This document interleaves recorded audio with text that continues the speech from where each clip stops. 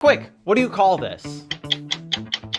If you're like 95% of people, you probably just said water fountain or drinking fountain. But in Wisconsin, Portland, Rhode Island, and weirdly enough, Australia, this is a bubbler. And if you've never heard this word before, don't worry, you're not alone. And it's weird enough that these faraway places use the same obscure word. But it's even weirder that nobody can really agree on bubbler's origin. Some say it was invented by a guy named Harlan Huckleby. Others swear it's a Kohler trademark. And there's even a theory involving ceramic jars in one-room schoolhouses. So I started digging to figure out how one of the strangest words in American and I guess also Australian English survived in only 4 places. What I found wasn't just a history of a word, because the story of the bubbler is really the story of how words are created, how they travel, and eventually how they could disappear. Hi, my name is Nathan Denzine, and I was a pretty good college journalist once, so you can trust me.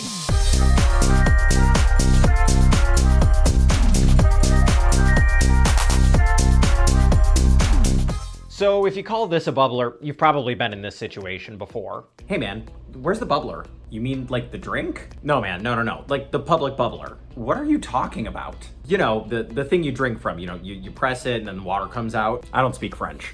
And then you furiously Googled the origins of bubbler, hoping to validate your really weird word. If you did that, you're likely to have found this story. As legend goes, in 1888, there was a man named Harlan Huckleby who worked for Kohler Waterworks, which was a brand new plumbing company in Kohler, Wisconsin. Huckleby was staring at a water trough one day, outside playing with his family, when he watched his daughter dip that cup in and accidentally drink a fly out of it. Horrified, and suddenly aware how gross it was to keep your water outside in a trough all day long, Huckleby had a stroke of genius. What if the water would come out of the ground on command, instead of only coming up once a day from the well and sitting in a bucket all day long? So he hurried back to his job and whipped up a miniature fountain that could shoot water into the air on demand whenever you pressed a lever. He named it the Bubbler, and Kohler Waterworks quickly patented the name. The bubbler took off, and being a Wisconsin company and a Wisconsin invention, the name just kinda stuck here. And now, over 125 years later, because of Harlan Huckleby, we still use that word. It's a good story,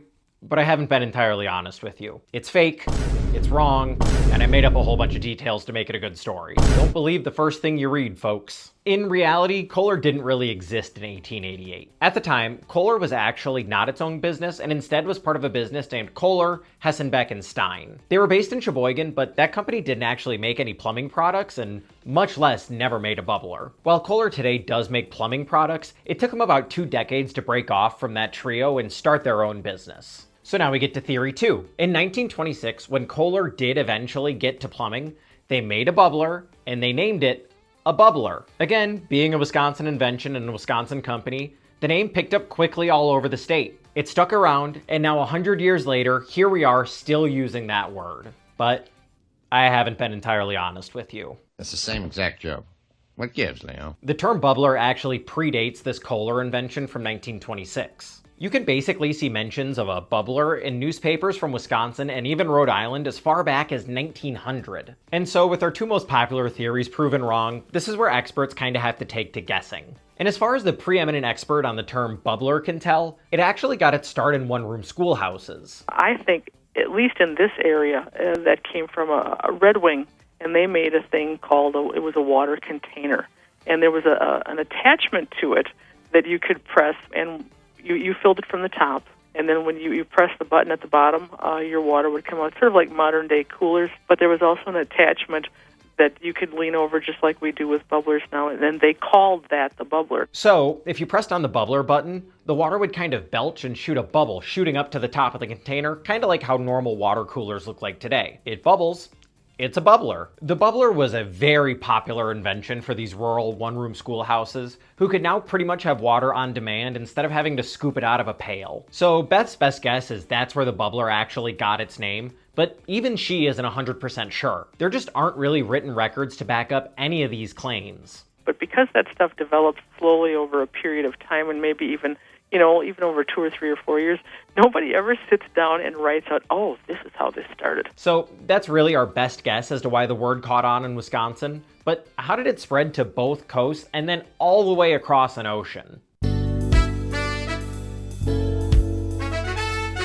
Portland. So the reason Portland calls these bubblers has absolutely nothing to do with Wisconsin. In 1912, a businessman named Simon Benson was living in Portland, and he decided one day that he had had enough with all the alcoholics roaming the street. Due to a serious lack of McDonald's back in the day, workers couldn't just run out and get themselves a 32-ounce high C whenever they got thirsty. Instead, they had the bars. So a lot of men would head down to the bars during their lunch break and throw back, I don't know, 4 or 5 beers. And Benson decided that that was probably hurting afternoon productivity, so he decided to do something about it. He gathered $10,000, equal to about $330,000 today, and commissioned 20 public drinking fountains. The architects of the fountains named them Benson Bubblers. Number 1 after the guy who paid all the money to have them installed, and number 2 because air pressure made by bubbles would shoot the water up into the air. Today, there are 52 Benson Bubblers around Portland, and many of them still work. So Portland got the term bubbler because 1 of a guy, and number 2 because of how the water was shot out. Though they don't call anything else a bubbler except for Benson Bubblers. Rhode Island. Just like everywhere else before the advent of the bubbler, Rhode Island was drinking their water out of troughs that they would scoop out with cups. But in the early 20th century, a dazzling new invention came along that would bubble the water straight up into your face. It was new, it was exciting, and it was apparently all the rage among Rhode Islanders. There's even a surviving letter to the editor that fully explains how men and women are supposed to drink from one. Here we have 2 thirsty people.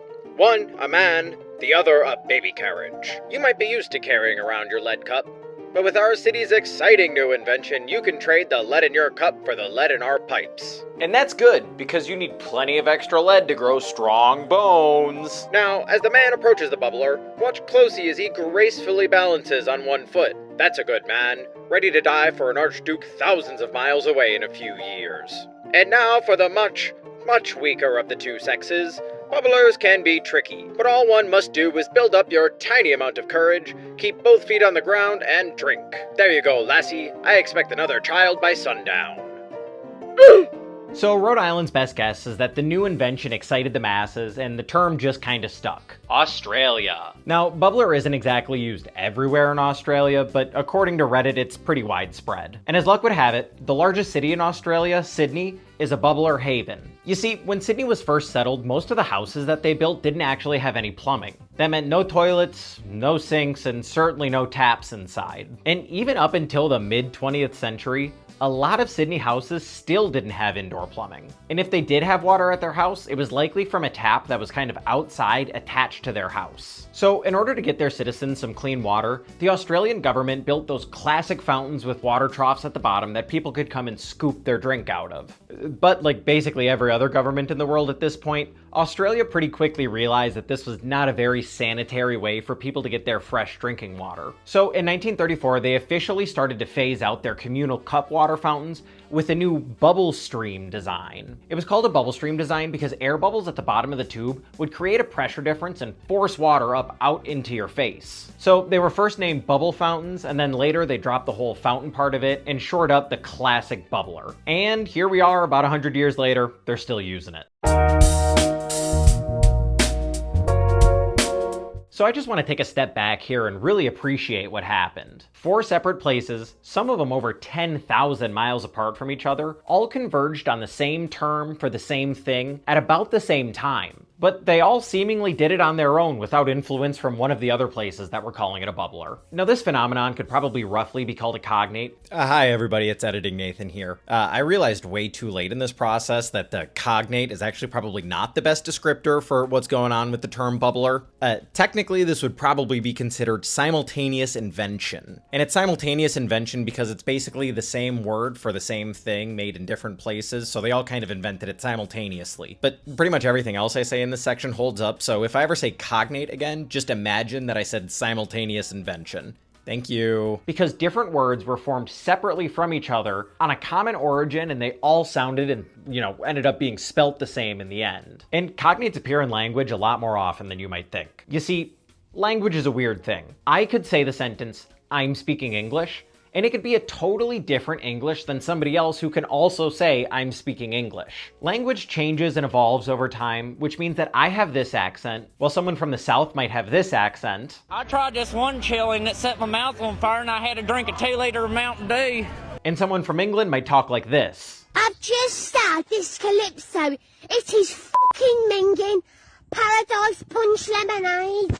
This is fucking minging. Suck your dad. So we don't really all speak the exact same English. For example, I call this thing a semi, but somebody from Alabama would call the exact same thing an 18-wheeler. They're two different words for the same thing, but developed pretty much separately from each other. And this kind of thing happens all the time. Today, we'd probably call it slang. Slang is generally considered a less formal style of English, something that we wouldn't necessarily learn in class, but would learn outside of class from friends or family or TV or whatever. You could think of slang words as a series of circles that are all inside of each other. Slang is first created in a new group to communicate ideas more clearly and easily. And this is a very small group, typically just a few people who all kind of came up with the word or the phrase together. But as people in that group start to interact with the outside world, they'll bring that slang word with them. And if people outside of that group like the word, then they're going to start using it.